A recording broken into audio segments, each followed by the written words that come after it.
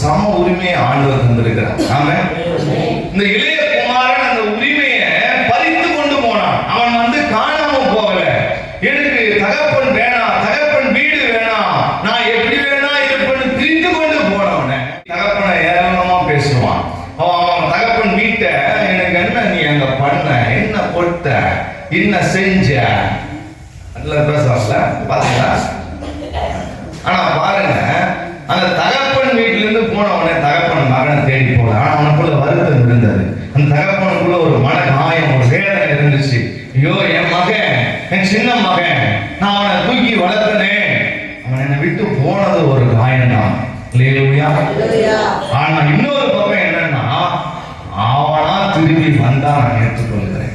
தகப்பன் உட்காந்து பார்த்துட்டே இருக்கிறார், எப்போ வருவான் எனக்கு தெரியும். அவன் எங்கேனா வதப்பட்டு, அவன் எங்கேனா எதனா வாங்கி, அவன் மொத்தம் செலவழித்த பிறகு கண்டிப்பா என்னுடைய ஞாபகம் அவனுக்கு என்ன பண்ணும், வரும். எனக்கு ஒரு தாய் இருக்கிறாங்க, எனக்கு ஒரு தந்தை இருக்கிறாங்க, எனக்கு ஒரு வீடு இருக்குது. அங்க போனா என்ன எதனா ஒரு திட்டி என்ன அடிச்சு மறுபடியும் என்ன பண்ணுவாங்க, ஏற்றுக்கொள்வாங்க. அதெல்லாம் உண்மை, அதெல்லாம் நிதர்சனம். ஏன்னா நம்ம போவோமா, கிடையாது. அவங்களா திருப்பி வரட்டும், நம்ம வெயிட் பண்ணலாம். அப்பதான் என்ன வரும், புத்தி வரும்.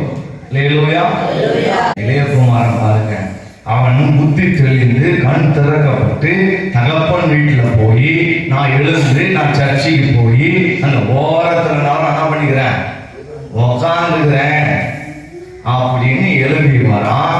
ஆனால் என்ன நடக்குது, தகப்பன் கட்சி அணைத்து முத்தம் கொடுத்து நல்ல அவனுக்கு விருந்து போடுறான். ஆமென். அதுதான் சபை. நம்முடைய சபையும் அதைதான் வரவேற்கிறது. அப்போ காணாமல் போன ஆட்டுக்கும் இளையகுமாரனுக்கும் நிறைய வித்தியாசம் இருக்கிறது. ஆமென். இப்போ ரட்சிக்கப்படாத விசுவாசிக்கும் ரட்சிக்கப்பட்ட விசுவாசிக்கும் நிறைய